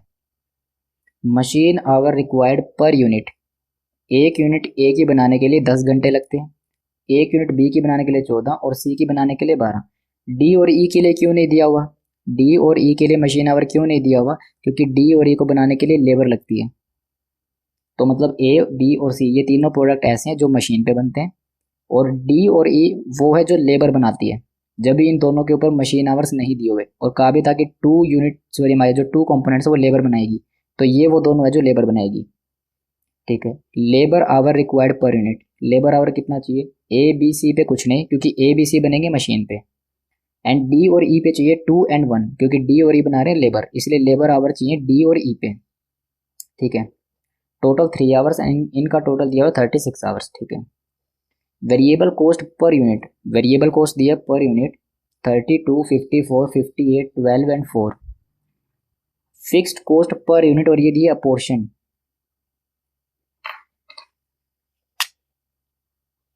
अपोर्शन, अपोर्शन का मतलब क्या होता है, अपोर्शन का मतलब खर्चा कहीं और लग रहा है, मतलब कह सकते हो आप फैक्ट्री में रेंट का खर्चा है, कोई खर्चा, कोई रीजनेबल बेस लेकर, कोई रीजनेबल बेस लेकर हमने उसको इन प्रोडक्ट्स के ऊपर एलोकेट किया है।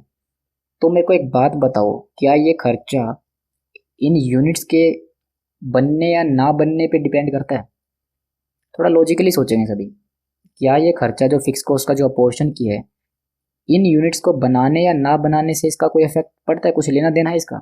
अगर मैं ये मैन्युफैक्चरिंग बंद कर दूं, मैं इनमें से एक यूनिट भी ना बनाऊं, तो क्या ये फिक्स कॉस्ट चेंज होगी? नहीं, ये फिक्स कॉस्ट हमने इन यूनिट्स के ऊपर, इन कंपोनेंट्स के ऊपर इसको उठा के एलोकेट कर दिया। अगर ये कंपोनेंट्स कल को हम बंद कर दे बनाना, तो ये कॉस्ट कहीं और एलोकेट हो जाएगी जाके, समझ रहे हो? ये कॉस्ट खत्म नहीं होगी। मेरी बात सुनो, 10 लाख की कॉस्ट थी, ऐसे सोच लो 6 लाख रुपए की कॉस्ट यहाँ पे लगा दी और 4 लाख की कहीं और लगी है। कल को अगर ये प्रोडक्ट हमारे बनेंगे नहीं, इनको हमने बनाना बंद कर दिया, इन जितने भी हमारे कंपोनेंट्स हैं इनको बनाना बंद कर दिया, तो ये कॉस्ट अब इन पे तो लग नहीं पाएगी क्योंकि ये हमने बंद कर दिया। तो ये कॉस्ट क्या होगी, फिर हम ढूंढेंगे इसे कहाँ और लगाएं, क्या पता जहाँ रिमेनिंग 4 लैक्स लगा रहे थे उन्हीं के ऊपर लगा देंगे 6 लैक्स भी।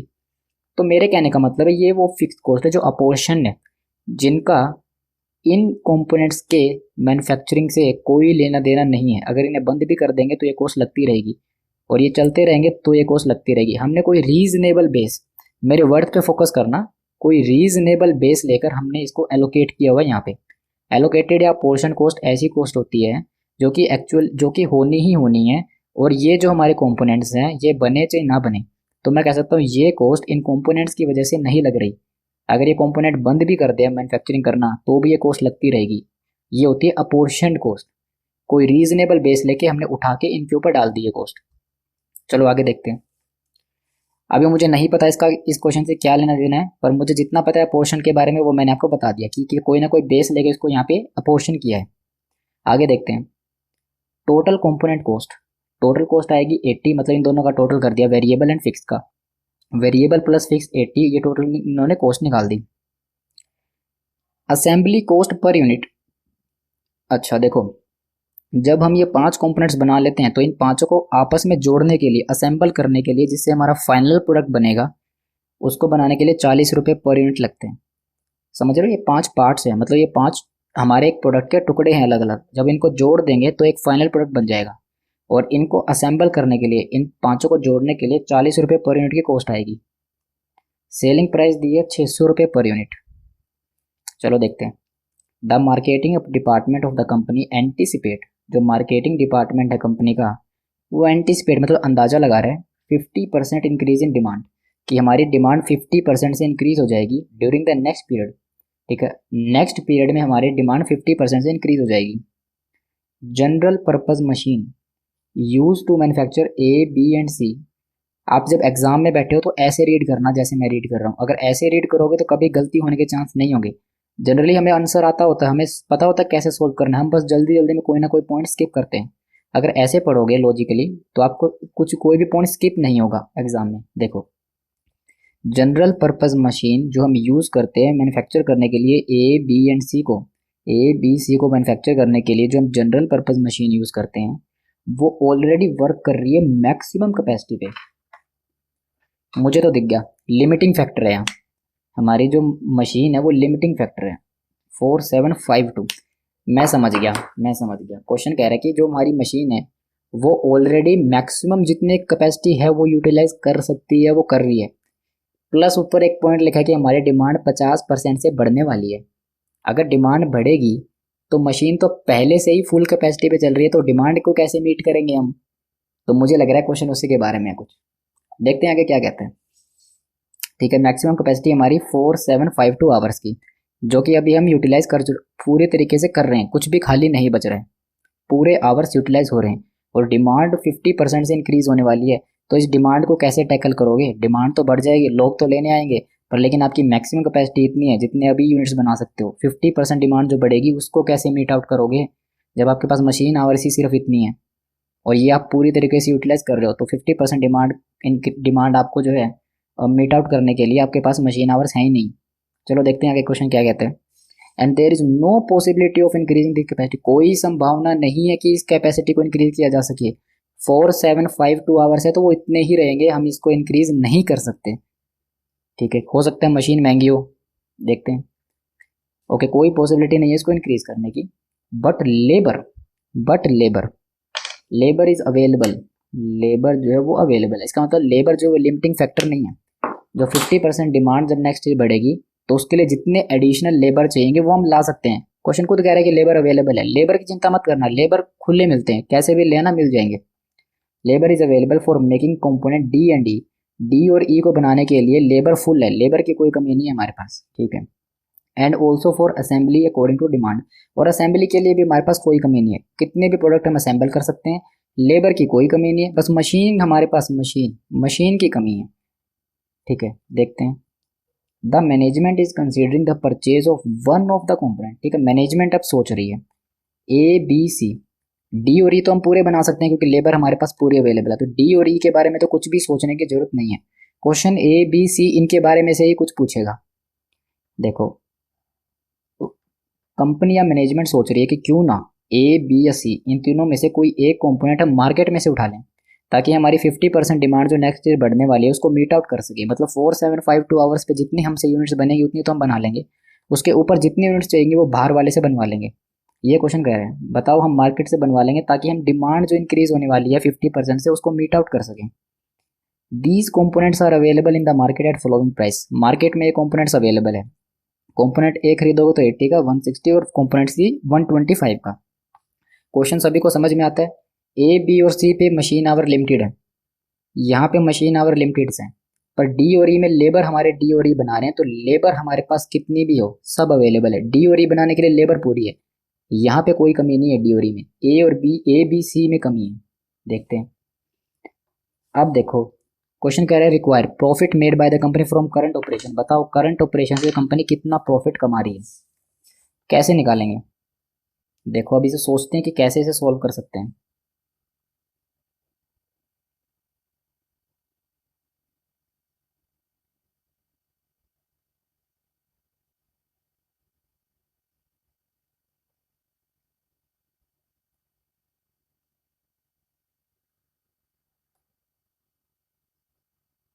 बताओ हम कहाँ से इसका स्टार्टिंग पॉइंट क्या है क्वेश्चन का, हम क्या निकाल सकते हैं क्वेश्चन में, वही मैं सोच रहा हूँ। आप भी सोचिए इसका स्टार्टिंग पॉइंट क्या हो सकता है क्वेश्चन का।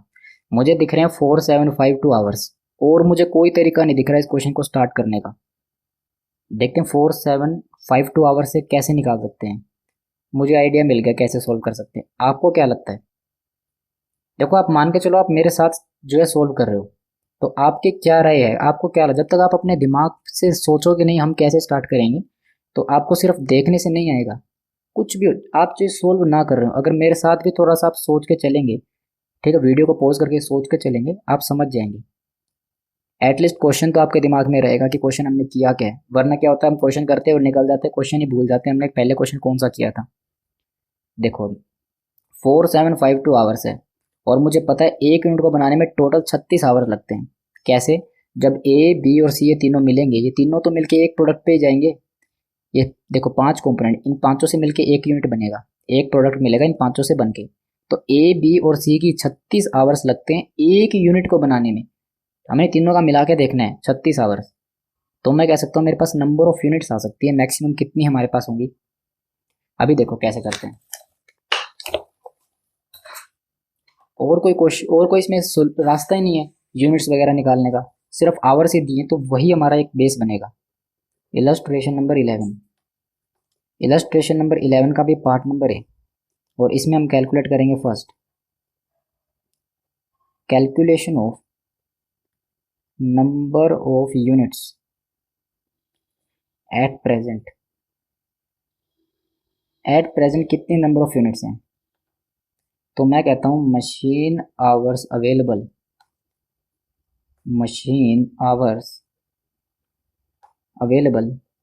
Divide by hours per unit. 1 unit को बनाने में कितने आवर्स लगते हैं? तो क्वेश्चन में देखो मशीन आवर्स अवेलेबल कितनी है।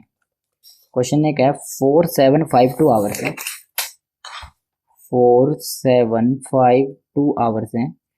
एंड 1 यूनिट को बनाने में कितने आवर्स लगेंगे मशीन के? देखो 1 यूनिट को बनाने में ए बी और सी तीनों लगते हैं, हमें तीनों बनाने पड़े, मतलब ए बी और सी जब तीनों कंपोनेंट बनेंगे तभी तो इनको ऐड करके हमारा एक फाइनल आउटपुट बनेगा, और फिर डी और ई बनाएंगे और ये भी उस कंपोनेंट में जुड़ जाएगा। तो जब ये पांचों मिलेंगे तो कंपोनेंट बनेगा।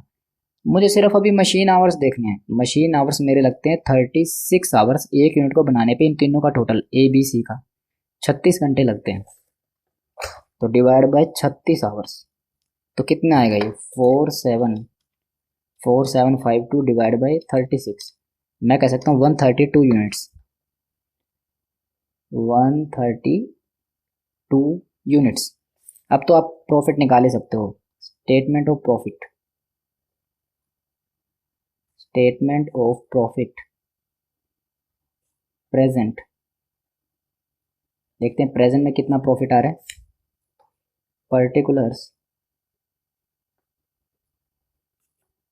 Particulars details and amount. हमारे पास आएगी सेल्स। 132 यूनिट्स हम बना रहे हैं और सेलिंग प्राइस क्वेश्चन में दिया हुआ है, सेलिंग प्राइस 600 रुपये पर यूनिट। सेलिंग प्राइस दिया है 600 पर यूनिट। तो कितना आएगा ये 600 इंटू 132, वैल्यू आएगी 79,200। यहाँ से लेस करेंगे variable cost.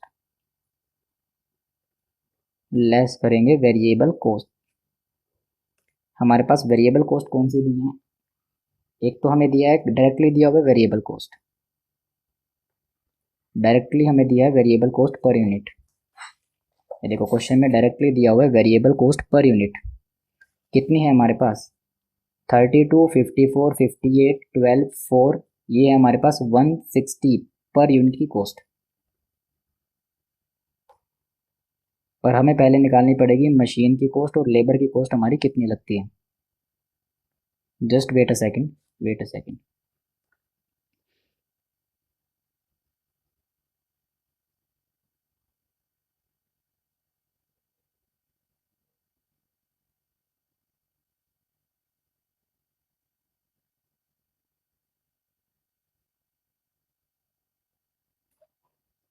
32 rupees per unit, 54 rupees per unit, 58 rupees per unit plus 12 rupees plus 4। हाँ ठीक है, 160 पर यूनिट की कॉस्ट लग रही है variable cost per unit. Total दिया हुआ है इनका 160। ठीक है 160। 160 per unit into 132 units, 160 into 132, तो ये आएगा 21,120। एक्चुअली मैं इस बारे में ही सोच रहा था, कहीं वेरिएबल कॉस्ट पर आवर तो नहीं दी, बस ये वेरिएबल कॉस्ट पर यूनिट दी है। अगर ये वेरिएबल कॉस्ट पर आवर दी होती, जैसे 32 पर आवर, तो हम यहाँ पे देखते ए में कितने आवर्स लगने वाले हैं, फिर उसे मल्टीप्लाई करते 32 से। हमें पर आवर नहीं दी, हमें वेरिएबल कॉस्ट पर आवर ना दे के पर यूनिट दी है, और पर यूनिट कौन सी, फिनिश वाली, आउटपुट वाली, तो 160 पर यूनिट। तो मैंने किया 160 पर यूनिट 132 यूनिट्स पे, तो हमारे पास आएगा कंट्रीब्यूशन। अब हमारे पास आएगा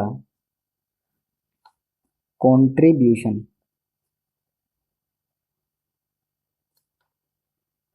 कंट्रीब्यूशन कितना आएगा, 79,200। 79,200 में से माइनस करेंगे 21,120, 58,080, 58,080। अब यहां से हम लेस करेंगे फिक्स कॉस्ट। फिक्स कॉस्ट कितनी है, देखो क्वेश्चन में दी है fix cost per unit, per unit, और हम लेंगे इन सभी का एग्रीगेट, कितना, 316 रुपये। तो 316 पर यूनिट, और कितने यूनिट्स पे, 132 यूनिट्स पे,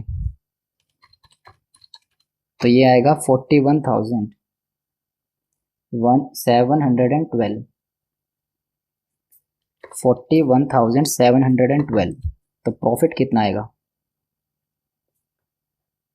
प्रॉफिट आएगा, इसमें से माइनस करेंगे 58,080, प्रॉफिट आएगा 16,368। ठीक है, चेक करते हैं सही है या नहीं हमारा, 16,368।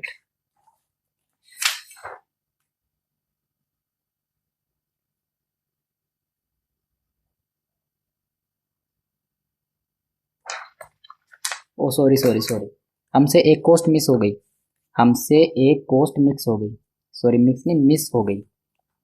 हम यहाँ से माइनस करना भूल गए assembly cost, assembly cost, assembly cost. मुझे अचानक से जब मैंने यहाँ पे कंपोनेंट्स पे नजर गई तो देखा असेंबली कॉस्ट भी थी हमारे पास 40 रुपीज़ पर यूनिट की। तो ये थी हमारे पास 40 रुपीज़ पर यूनिट 132 यूनिट्स पे, 40 इंटू 132, 5280। तो इसमें से 5280 लेस कर देंगे 58,080, ये आएगा 52,800।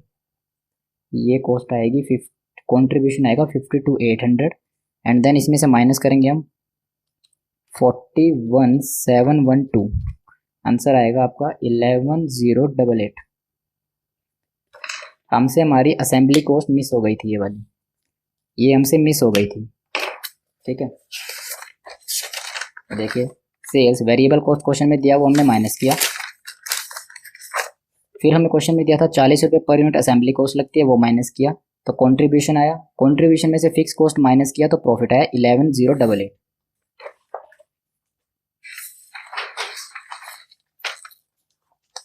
प्रॉफिट आया 11,088 का,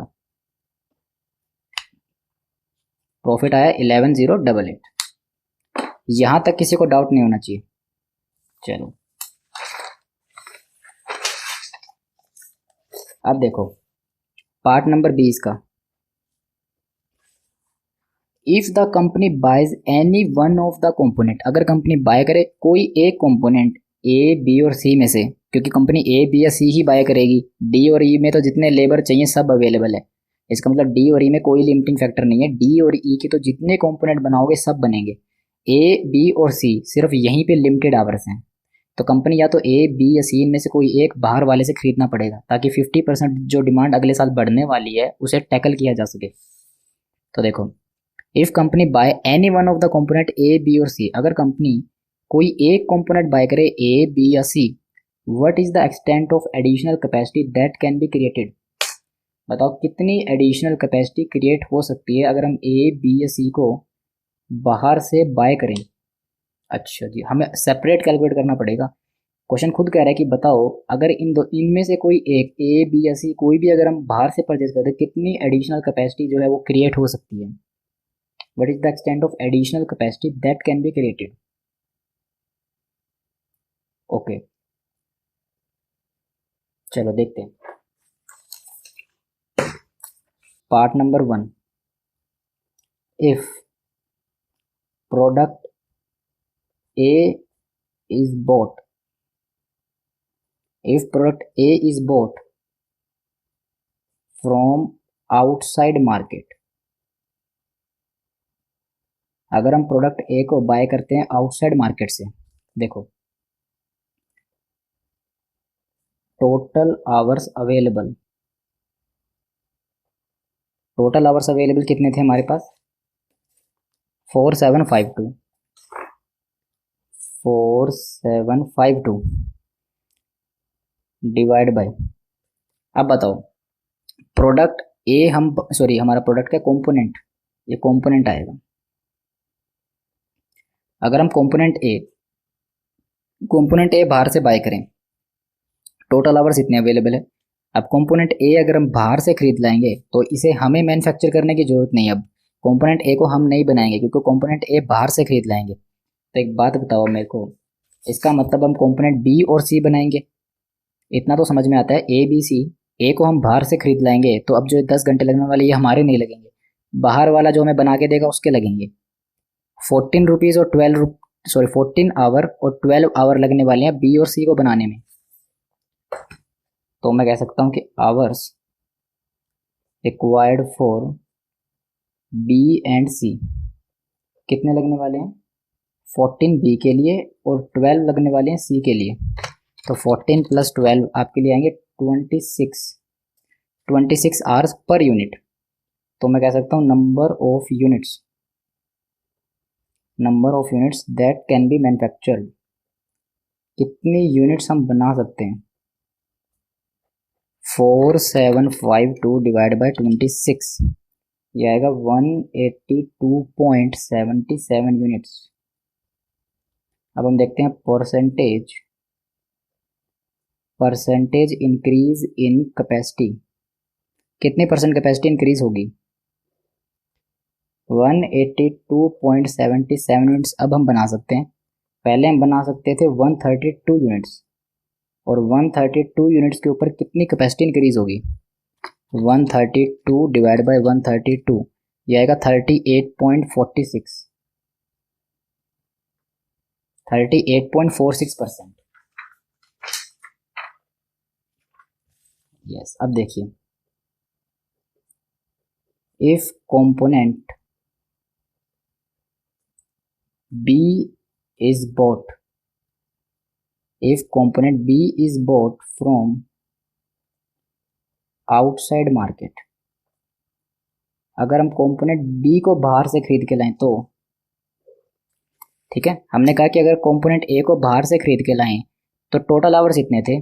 अब कंपोनेंट A को हम नहीं बनाएंगे, कंपोनेंट A को बाहर वाला बना के देगा।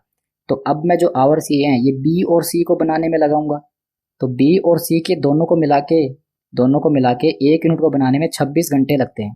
तो टोटल मैं अब इतनी यूनिट्स बना पाऊंगा B और C को मिला के, ठीक है।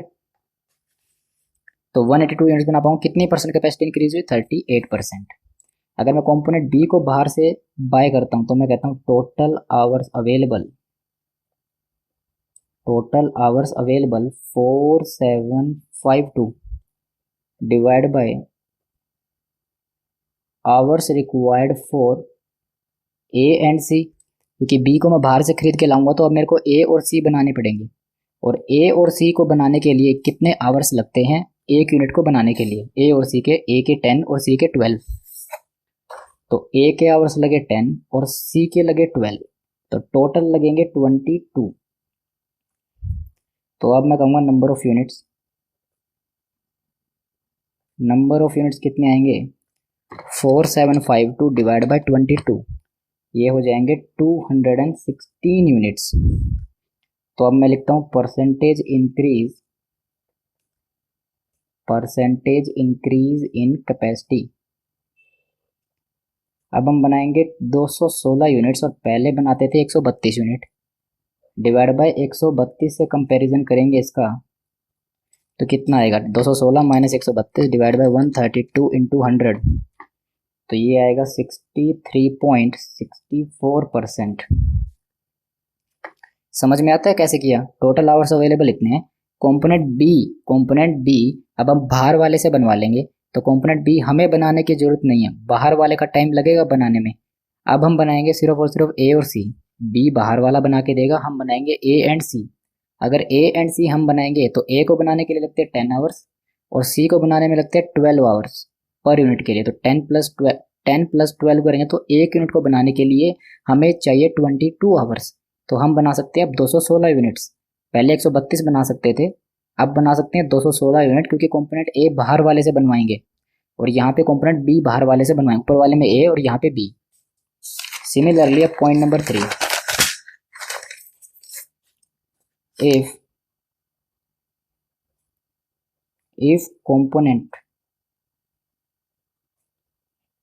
component bought from, और कौन सा component C, if component C bought from outsiders, अगर बाहर वाले से खरीद ले component C तो देखिए टोटल आवर्स अवेलेबल ये हमारे रहेंगे 4752 आवर्स। हम यहाँ से लेस करेंगे hours required for A and B. A and B में कितने आवर्स चाहिए, सी तो हम बाहर वाले से बनवाएंगे तो सी के ऊपर जो आवर्स लगेंगे वो बाहर वाले के लगेंगे, हमारा टाइम नहीं लगेगा। हम सिर्फ और सिर्फ अब ए और बी बनाएंगे, तो ए और बी पे कितना टाइम लगेगा, ए को बनाने के लिए 10 प्लस ए को बनाने के लिए 10, बी को बनाने के लिए 14 प्लस 14, तो हम कह सकते हैं 24 आवर्स पर यूनिट। तो मैं इसे बोलूँगा नंबर ऑफ यूनिट्स कितनी आ जाएंगी अब, 4752 डिवाइड बाय 24, ये आएगा 198 यूनिट्स। तो अब हम कहेंगे परसेंटेज इंक्रीज इन कैपेसिटी, कितनी कैपेसिटी इंक्रीज हो जाएगी, 198 यूनिट्स अब बनाएंगे। पहले बनाते थे 132 यूनिट्स और 132 यूनिट से इसको कंपेयर करें तो 132 डिवाइड बाय 132 ये आएगी exact 50%, exact 50%।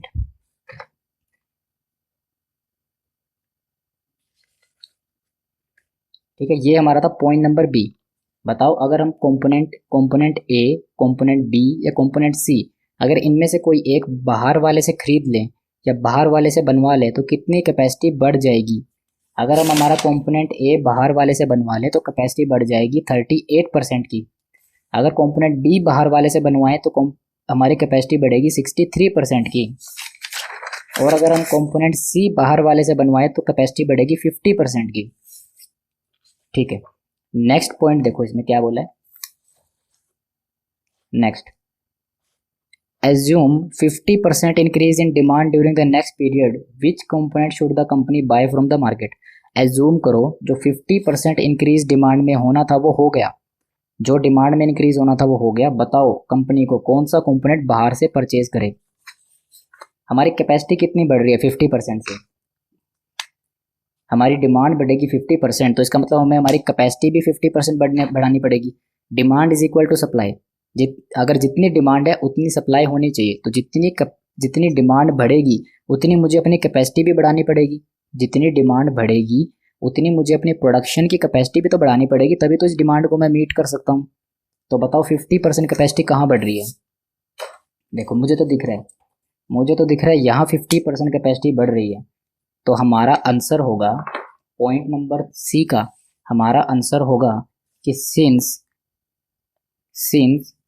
50% capacity has been increased, if we purchase our component C from outsider, so it is beneficial for the company to purchase component C from the outsider as it will result in release of 50% capacity। हम ये वाला answer देंगे कि 50% capacity बढ़ जाएगी यहाँ पे, क्योंकि देखो अगर हम कंपोनेंट ए बाय करते हैं बाहर वाले से तो कैपेसिटी बढ़ेगी सिर्फ 38% की, पर हमारी डिमांड बढ़ रही है 50% की, तो ये तो 50% से कम है, तो ये हमारी डिमांड को मीट नहीं कर पाएगा, हमारी डिमांड को मीट नहीं कर पाएगा अगर हम कंपोनेंट ए बाहर वाले से खरीदें। तो कंपोनेंट ए बाहर वाले से खरीदने का कोई फायदा नहीं है, क्योंकि हमारी डिमांड मीट नहीं हो पाएगी। कंपोनेंट बी पे आओ। कंपोनेंट बी अगर मैं बाहर वाले से खरीदूँ तो 63% की कैपेसिटी हमारी इंक्रीज हो जाएगी। ठीक है, जब हम ए और सी मैन्युफैक्चरिंग करेंगे तो हम बना सकते हैं 216 यूनिट, जो कि हमारी कैपेसिटी को 132 से 63% पे इंक्रीज कर देगा, 63% से इंक्रीज करेगा। पर मेरे को एक बात बताओ, डिमांड मेरी इंक्रीज होने वाली है सिर्फ और सिर्फ 50%।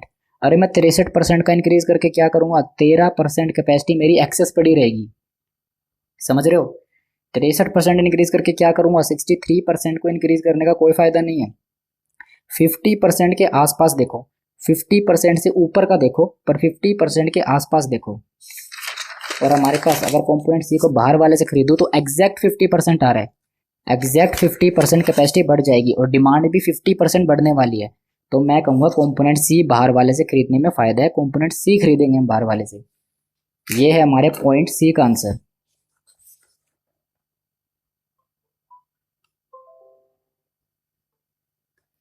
एक्चुअली कैमरे की जो है बैटरी है वो काफ़ी लो है।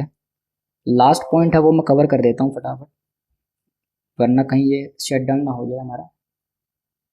जस्ट वेट, देखिए पॉइंट सी हम कर चुके हैं, कंपोनेंट सी को बाहर से खरीदना चाहिए। अब देखिए, the increase in profit if any if the component suggested in C is purchase from the market. बताओ कितना प्रॉफिट इंक्रीज होगा, बताओ कितना प्रॉफिट इंक्रीज होगा अगर हम जो कंपोनेंट आप बता रहे हो पार्ट नंबर सी में, उसे हम बाहर से परचेज कर लें। देखो, तो ये है हमारा point number D. Point number C में थ्योरी है, पॉइंट नंबर सी में थ्योरी है, उसमें बस आपको ये बताना है कंपोनेंट सी को बाहर से खरीद लो, क्योंकि 50% डिमांड बढ़ने वाली है और 50% कैपेसिटी ही बढ़ जाएगी यहाँ भी। अब देखिए, statement of profit, statement of profit, हमने ये सजेशन किया था कंपोनेंट सी को बाहर वाले से खरीदना है, तो हम लिखते हैं पर्टिकुलर्स डिटेल्स एंड अमाउंट। देखिए, सेल्स करेंगे हम अब 198 यूनिट्स की, क्योंकि अगर कंपोनेंट सी को बाहर वाले से खरीद रहे हैं तो हम 198 यूनिट्स बना सकते हैं अब। तो 198 यूनिट्स पे 600 रुपीज़ की कॉस्ट, 198 पे 600 रुपीज़ की कॉस्ट, सॉरी 198 पे 600 का सेलिंग प्राइस 1,18,800।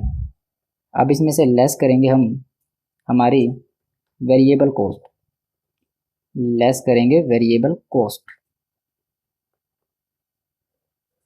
हमारे पास आएगी वेरिएबल कॉस्ट, क्वेश्चन में दी थी, क्वेश्चन में खुद दिया हुआ था वेरिएबल कॉस्ट कितनी लगने वाली है। ये देखिए क्वेश्चन ने खुद दिया था वेरिएबल कॉस्ट लगने वाली है 160 पर यूनिट,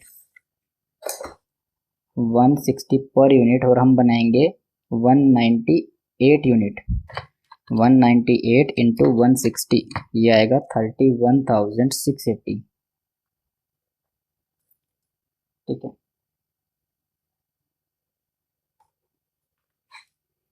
क्या मैंने ये 198 इंटू 160 सही किया है?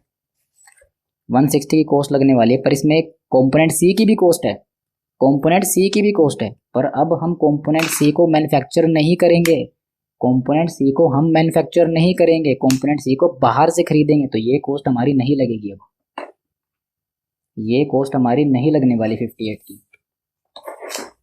तो 160 की टोटल कॉस्ट थी, इसमें से माइनस करूंगा 58, तो कॉस्ट लगेगी 102 की अब, इंटू 198, ये आएगा 20,000, 20,196 की कॉस्ट ये लगेगी अब। और यहाँ से एक कॉस्ट और माइनस होगी, परचेज कॉस्ट, परचेज कॉस्ट, क्योंकि बाहर वाले से कंपोनेंट सी परचेज करेंगे तो कॉस्ट कितनी लगेगी। क्वेश्चन ने कहा है कि बाहर वाले से परचेज करोगे तो 125 रुपये पर यूनिट के अकॉर्डिंग जो है आपको पैसे देने पड़ेंगे। तो 125 रुपये कितने, 198 यूनिट्स पे 125, क्योंकि देखो 198 यूनिट से बाहर से खरीदनी पड़ेंगी कंपोनेंट सी की। अरे जब वो सारे अलग अलग पार्ट होते हैं ए बी सी डी, उनको मिला के एक पार्ट बनता है, तो मैं कह सकता हूँ जब वो पांचों मिलेंगे तो एक पार्ट बनेगा। मुझे 198 यूनिट्स का आउटपुट चाहिए, तो मेरे को बताओ 198 कंपोनेंट्स ही तो बाहर से खरीद के लाऊंगा। जब वो 198 कंपोनेंट्स के पार्ट्स जिनके फाइनल प्रोडक्ट में जुड़ेंगे तब भी तो फाइनल 198 यूनिट्स निकल पाएंगी। तो मुझे एक कंपोनेंट के 198 यूनिट्स बाहर वाले से लेने पड़ेंगे। समझ रहे हो, एक यूनिट लूंगा तो वो एक फिनिश आउटपुट में लगेगा और उसकी फिनिश आउटपुट की एक यूनिट बनेगी। ये कंपोनेंट और ये फिनिश फिनिश यूनिट है। ये कंपोनेंट, ये फिनिश यूनिट, जब मैं इस कंपोनेंट को इसमें जोड़ूंगा तो ये फिनिश यूनिट निकलेगी। अगर मुझे 198 की फिनिश आउटपुट चाहिए तो मुझे 198 कंपोनेंट ही तो लगाने पड़ेंगे। इसकी एक यूनिट इसमें एक यूनिट लगेगी। ठीक है, तो 198 कंपोनेंट परचेज करूंगा 125 के अकॉर्डिंग, तो 24,750। तो ये आएगा कंट्रीब्यूशन। ये कितना आएगा आपका 1,18,800 माइनस 20,196 माइनस 24,750, ये आएगा 73,854। ठीक है, जस्ट वेट अ सेकेंड।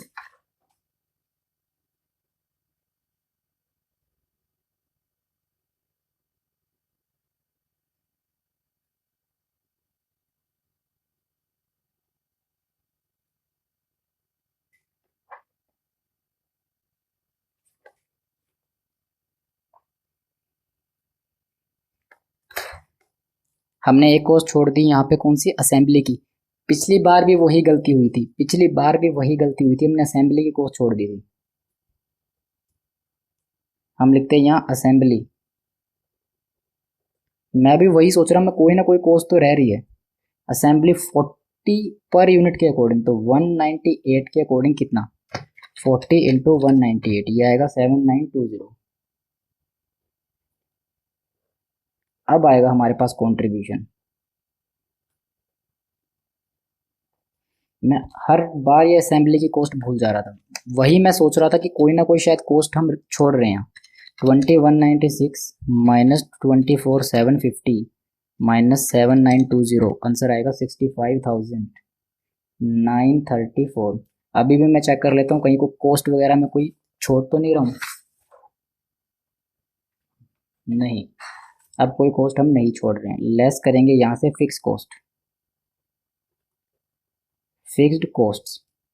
ठीक है, फिक्स कॉस्ट हमारी रहने वाली है सेम, उसमें कोई चेंज नहीं आएगा।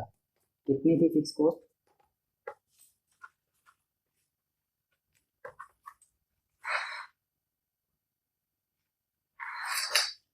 हमने कितनी फिक्स कॉस्ट निकाली थी पहले, ये रहा। फिक्स कॉस्ट आएगी 41,712। फिक्स्ड कॉस्ट चेंज नहीं होगी, कितनी भी यूनिट्स बनाए ये सेम रहेगी। कितने यूनिट्स पे थी, पहले थी 132 यूनिट्स पे। फिक्स कॉस्ट चेंज नहीं होगी, फिक्स कॉस्ट चेंज नहीं होगी। 316 रुपीज़ पर यूनिट थी वो, 316 रुपये पर यूनिट। 132 इंटू 316 रुपये पर यूनिट के अकॉर्डिंग 41,712। देखना, पहले भी फिक्स कॉस्ट यही थी, अभी भी यही रहेगी। ये कैलकुलेशन करने की रिक्वायरमेंट नहीं है, अगर ना करना चाहो तो छोड़ दो। फिक्स कॉस्ट जो पीछे निकाली थी वही आएगी। तो हमारे पास आएगा प्रॉफिट्स। प्रॉफिट आएगा आपका 65,934 माइनस 41,712, ये आएगा 24,222। क्वेश्चन ने पूछा था बताओ इंक्रीज इन प्रॉफिट, तो हम बोलेंगे इंक्रीज इन प्रॉफिट।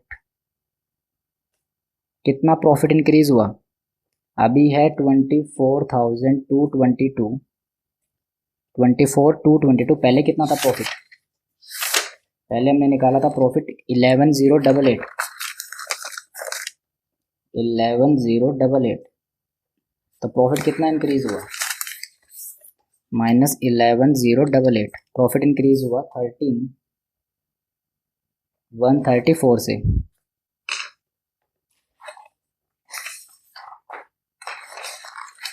ये देखिए, प्रॉफिट इंक्रीज होगा 13,134 से।